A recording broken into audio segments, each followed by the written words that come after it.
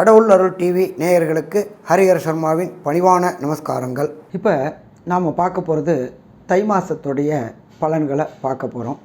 தை மாதத்தில் நிகழும் மங்களகரமான சோபகிருது வருஷம் 15/1/2024 திங்கட்கிழமை காலையில் சற்றேறக்குறைய 6:30 மணிக்கு தை மாதம் பிறக்குது.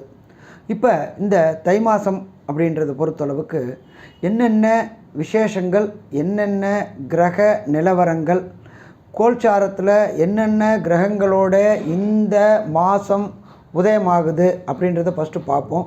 அதுக்கப்புறம் என்ன பண்ணுவோம் அப்படின்னாக்க என்னென்ன விசேஷ தினங்கள் இருக்குது இந்த தை மாதத்தில் அப்படின்றதையும் பார்ப்போம். இதை தவிர என்னென்ன தினங்கள் தவிர்க்க வேண்டிய தினங்கள் அப்படின்றதையும் பார்ப்போம். ஃபஸ்ட்டு மேஷத்தில் குரு பகவானும், கன்னியில் கேது பகவானும், விருச்சிகத்தில் சுக்கிர பகவானும், மாத தொடக்கத்தில் செவ்வாயும் புதனும் தனுர்லையும், மகரத்தில் சூரிய பகவானும் மற்றும் கும்பத்தில் சனி பகவானும், ராகு பகவான் மீனத்தை கொண்ட இந்த தை மாதம் பிறக்குது. இந்த தை மாதம் பிறக்கக்கூடிய காலகட்டங்களே அயனங்களும் மாறக்கூடியது. நம்மளை பொறுத்தளவுக்கு தை பொங்கல் அப்படின்றது இந்த காலகட்டங்களில் தான் கொண்டாடப்படுது. அடுத்தது நம்ம பார்ப்போம். இப்போ இந்த கோச்சார ரீதியில் இந்த காலகட்டங்களில் இன்னைக்கு இந்த தை மாதத்தில் உள்ள விசேஷங்களை பார்ப்போம். தை தொடங்குகிற அன்னைக்கு 15/1/2024 தை பொங்கல், 16/1/2024 மாட்டுப் பொங்கல், 17/1/2024 உழவர் நாள். அதுக்கப்புறம் பார்த்தோம்னாக்க 20/1/2024 கார்த்திகை விரதம் தொடங்கக்கூடிய நாள். அதுக்கப்புறம் பார்த்தோம்னாக்க 23/1/2024 பிரதோஷ நாள்.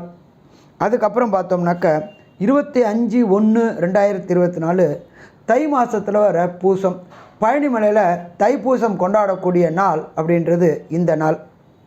அதுக்கப்புறம் பார்த்தோம்னாக்க 26/1/2024 வாஸ்து செய்யக்கூடிய நாள். அடுத்தது 29/1/2024 சங்கடங்களை விளக்கக்கூடிய சங்கடகர சதுர்த்தி நாள்.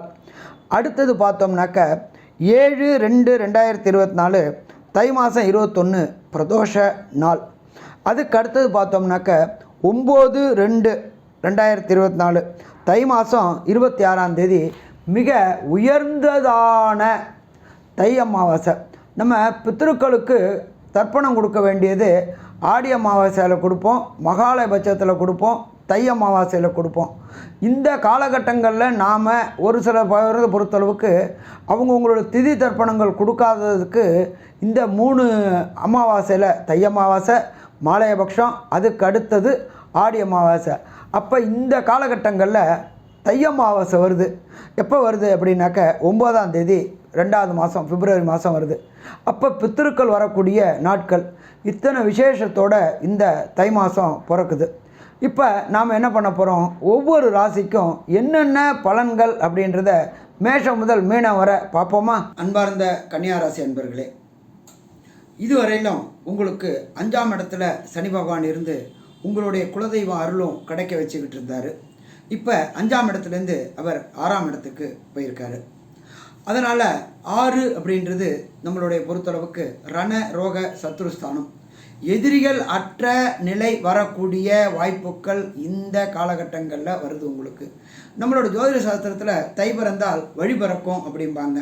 அதனால் இந்த கன்னியாராசிக்காரங்களுக்கு பொறுத்தளவுக்கு இந்த தை மாதம் நல்லா இருக்குமா? நல்லா இருக்கும்னே சொல்லலாம். அதுக்கு அடுத்தது பார்த்தோம்னாக்க உங்களுடைய ராசியிலேயே கேது பகவான் இருக்கார். ராசியில் கேது பகவான் இருக்கிறதுனால சில உடல் நலத்தில் தொந்தரவுகள் வரும், அஜீரண கோளாறுகள் வரும், யூரினரி இன்ஃபெக்ஷனரி வரும். அதனால் கொஞ்சம் எச்சரிக்கையாக இந்த காலகட்டங்களில் செயல்பட்டிங்கன்னாக்க பிரச்சனைகளை தவிர்க்க முடியுமா? பிரச்சனைகளை தவிர்க்க முடியும். இதை தவிர பார்த்தோம்னாக்க 8ல் குரு பகவான் இருக்கார். பணத்துக்காக அதிகமாக உழைக்க வேண்டிய வரும். வெளியூர், வெளிமாநிலம், வெளிநாடு தொடர்புகள் கிடைக்கக்கூடிய வாய்ப்புகள் உண்டு. அந்நிய மனம், அந்நிய மொழி பேசுகிறவங்களுடைய உதவிகள் கிடைக்கக்கூடிய வாய்ப்புகளும் உண்டு. உங்களுடைய சப்தமஸ்தானத்தில் ராகு இருக்கிறதுனால கணவன் மனைவிக்குள்ளார பிரச்சனைகள் வரக்கூடிய வாய்ப்புகள் உண்டு. யாராவது ஒருத்தர் விட்டு கொடுத்துட்டோம்னாக்க பிரச்சனையை தவிர்க்கலாமா? பிரச்சனையை தவிர்க்கலாம். உத்தியோகம் போகிற ஆண்களுக்கு பொறுத்தளவுக்கு இந்த காலகட்டங்கள் உங்களுக்கும் உங்கள் மேலதிகாரிகளுக்கும் பிரச்சனைகள் வரக்கூடிய வாய்ப்புகள் உண்டு. நீங்கள் என்ன பேசுகிறீங்களோ அதுக்கு நேர் எதிராக ஏட்டிக்கு போட்டி பேசக்கூடிய வாய்ப்புகள் உண்டு. ஏட்டிக்கு போட்டி பேசுகிறதுல நம்மளையும் திருப்பி அவர் தூண்டி விட்டுருவார். தூண்டி விட்டதுனால நம்மளும் பேச வேண்டிய வாய்ப்புகள் வரும். அதனால் நமக்கு தான் பிரச்சனை வருமே தவிர அவருக்கு எந்த விதமான பிரச்சனையும் வராது. அதனால் இந்த தை மாதத்தில் பொறுத்தளவுக்கு வேலைக்கு போகிற ஆண்களை பொறுத்தளவுக்கு கொஞ்சம் எச்சரிக்கையோட வார்த்தையை விடுறதுக்கு முன்னாடி ஒரு ட்ரிப்புக்கு 4 ட்ரிப்பு யோசித்து விட்டிங்கன்னாக்க பிரச்சனை இல்லை. அதே போல் பெண்களை பொறுத்தளவுக்கு இந்த காலகட்டம் ஏற்றமான காலகட்டம்னு சொல்லலாமா? ஏற்றமான காலகட்டங்கள். ரொம்ப நாளாக வீட்டை ரெனோவேஷன் ஒர்க் பண்ணணும், வீட்டுக்கு அலங்கார வேலைகள் இன்டீரியர் பண்ணணும் அப்படின்னு நினச்சிட்டு இருந்தவங்களுக்கு இந்த தை மறக்கும் பொழுது அதெல்லாம் பண்ணக்கூடிய வாய்ப்புகள் வரும். அதற்குண்டான பொருளாதாரமும் உங்களுக்கு கிடைக்கும். அப்போ பொருளாதாரமும் கிடச்சிருச்சு, வாய்ப்பும் கிடச்சிருச்சு அப்படின்னு சொன்னாக்க இன்டீரியர் வீட்டை அழகுபடுத்துறது, அதை மட்டும் வீட்டை சின்ன சின்ன ரெனோவேஷன் பண்ணுறது அத்தனையும் இந்த காலகட்டங்களில் செய்யலாம். நீங்கள் உத்தியோகம் போகிற பெண்களாக இருந்தாக்க இந்த காலகட்டங்களில் உங்களுக்கு ஏற்றம் கிடைக்கக்கூடிய வாய்ப்புகள் உண்டு. உங்களுக்கும் உங்களுடைய மேலதிகாரிக்கும் இதுவரையிலும் இருந்த கருத்து வேறுபாடுகள் மறைஞ்சி நல்ல அந்யோன்யம் கிடைக்கும். அதனால் உங்களுக்கு பதவி உயர்வு கிடைக்கும். எப்படின்னு கேட்டிங்கனாக்கா இதுவரையிலும் இருந்த டிஃப்ரெண்ட் ஆஃப் ஒப்பீனியன் மறைஞ்சி நல்ல பேர் கிடச்சி நல்ல ப்ரொமோஷன் கிடைக்கும். அதுக்கடுத்தது பார்த்தோம்னா மாணவர் செல்வங்களுக்கு லோயர் எஜுகேஷன் ஹையர் எஜுகேஷன் பண்ண மாணவர் செல்வங்களுக்கு இந்த காலகட்டங்களில் கொஞ்சம் எச்சரிக்கையாக இருக்கணும். ஏன்னா பிரகஸ்பதியான குருவானவர் 8ல் இருக்கிறாரு. ஞாபக மறதியை கொடுப்பாரு, மென்டல் டிப்ரெஷன் மென்டல் டிஸ்டர்பை கொடுப்பாரு. அதனால் படிப்பில் இன்னும் கொஞ்சம் அதிகமாக கவனம் செலுத்தக்கூடிய வாய்ப்புகள் உண்டு. நீங்கள் செய்கிற ஒவ்வொரு காரியமும் உங்கள் தாய் தந்தைக்கு அவப்பெயரை கொண்டு வரத்துக்கு வாய்ப்பு உண்டு. அதனால் இந்த காலகட்டங்களில் ரொம்ப ரொம்ப எச்சரிக்கையாக இருந்துட்டீங்க அப்படின்னாக்க படிப்பில் மட்டும் கவனம் செலுத்தினீங்கன்னா போதும். ஐஐடி ஜேஇஇ நீட் எழுதக்கூடிய குழந்தைகளுக்கு கொஞ்சம் போய் பேப்பரில் உட்காரும்போது அப்படியே பிளாங்காக இருக்கும். அதனால் குலதெய்வ வழிபாடு பண்ணிட்டு போனீங்க அப்படின்னு சொன்னாக்க குறைகள் அத்தனையும் தீரும்னே சொல்லலாம். அதே போல் கலைஞர்கள் பொறுத்தளவுக்கு சின்னத்திரை பெரிய திரை கலைஞர்களுக்கு இதுவரை வாய்ப்பு கிடைக்காமல் இருந்துச்சு. இப்போ இந்த காலகட்டங்களில் நெருங்கி வரும்பொழுது கொஞ்சம் சிக்கல்களும் தேடி வரும்.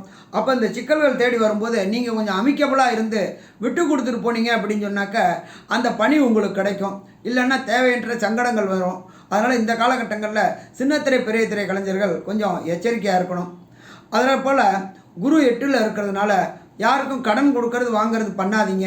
பண்ணினீங்கன்னா நீங்கள் தான் சிக்கலில் மாட்ட வேண்டிய வாய்ப்புகள் வரும். அதனால் இந்த காலகட்டங்களில் யாருக்கிட்டையும் கொடுக்கல் வாங்கல் வேண்டாம், யாருக்கும் ஜாமீன் ஜவாப் போட வேண்டாம். அதே போல் யாருக்கிட்டையும் விதாண்டாவாதம், அதாவது ஆர்குமெண்ட், எது கேட்டாலும் ஓகேன்னு சொல்லிட்டு போயிட்டோம்னாக்க பிரச்சனை இல்லை அப்படின்னு சொன்னாக்க தேவையற்ற பிரச்சனைகளை சந்திக்க வேண்டிய வரும். அடுத்தது பொறுத்தளவுக்கு அரசியல்வாதிகளுக்கு பொறுத்தளவுக்கு இந்த காலகட்டங்கள் ஏற்றமான காலகட்டங்கள். ராசிக்கு 5ல் சூரியன் இருக்கார். புகழின் உச்சிக்கு போகக்கூடிய காலகட்டங்கள். புகழுக்கு உச்சிக்கு போகிறதுக்கு அப்படின்னு சொன்னாக்க விட்டு கொடுக்குறவங்க கெட்டு போவதில்லை, கெட்டு போகணும்னு நினைக்கிறவங்க விட்டு கொடுக்கறதில்லை. நீங்கள் விட்டு கொடுத்தீங்க அப்படின்னாக்க உங்களுடைய மேல்மட்ட தலைவர்களுடைய கண் பார்வைப்பட்டு உங்களுக்கு திடீர்னு பணவரவு பதவி உயர்வும் கிடைக்கும். அதே போல் அரசாங்கத்தோடு இதுவரையில் இருந்த லிட்டிகேஷன்ஸ் அத்தனையும் தீரும். உங்களுடைய பூர்வ புண்ணிய சொத்துக்கள் அத்தனையும் உங்களை சேரக்கூடிய வாய்ப்புகள் உண்டு. அப்போ இந்த காலகட்டங்கள் அரசியல்வாதிகளுக்கு ஏற்றமான காலகட்டங்கள்னு சொல்லலாமா? ஏற்றமான காலகட்டங்கள் சொல்லலாம். மொத்தத்தில் பார்த்தோம் அப்படின்னு சொன்னாக்க கன்னியா ராசிக்காரங்களுக்கு இந்த தை மாதம் வழிபிறக்கக்கூடிய மாதம், நல்ல மாதம்னு சொல்லலாம். ஆனால் எச்சரிக்கையோடு இருந்தோம்னாக்க பிரச்சனையை தவிர்க்கலாம். இதில் ஒரு சில நாட்கள் சுபங்கள் தவிர்க்கிறது, புது முடிவுகள் தவிர்க்கிறத சொல்கிறேன். அதுக்கு பேர் சந்திராசிரம நாட்கள் அப்படின்னு பேர்.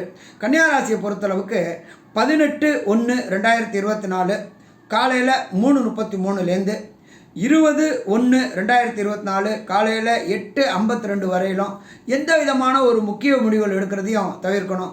சந்திராசிரம தானம் அப்படின்ற பொறுத்தளவுக்கு உங்கள் ராசிக்கு கோச்சார சந்திரன் 8ல் வரதுனால அவரோட ஒளி கிடைக்காதனால சில பிரச்சனைகள் வர வாய்ப்புகள் உண்டு. இந்த நாளை தவிர்த்துட்டு பாக்கி நாளில் பண்ணோம்னாக்க நல்லா இருக்கும். இதுவரை பொறுமையாக கேட்ட நேயர்களுக்கு ஹரிஹர சர்மாவின் பணிவான நமஸ்காரங்கள். இதுவரையிலும் நம்மளோட சேனலை சப்ஸ்கிரைப் பண்ணணும்னா சப்ஸ்கிரைப் பண்ணிருங்க. நல்லது, நமஸ்காரம். கடவுள் அருள் டிவியை பார்த்தமைக்கு நன்றிகள். மேலும் இது போன்ற தகவல்களை தெரிந்து கொள்ள கடவுள் அருள் டிவியை சப்ஸ்கிரைப் செய்யுங்கள். மறக்காமல் பெல் ஐக்கானை கிளிக் செய்யுங்கள்.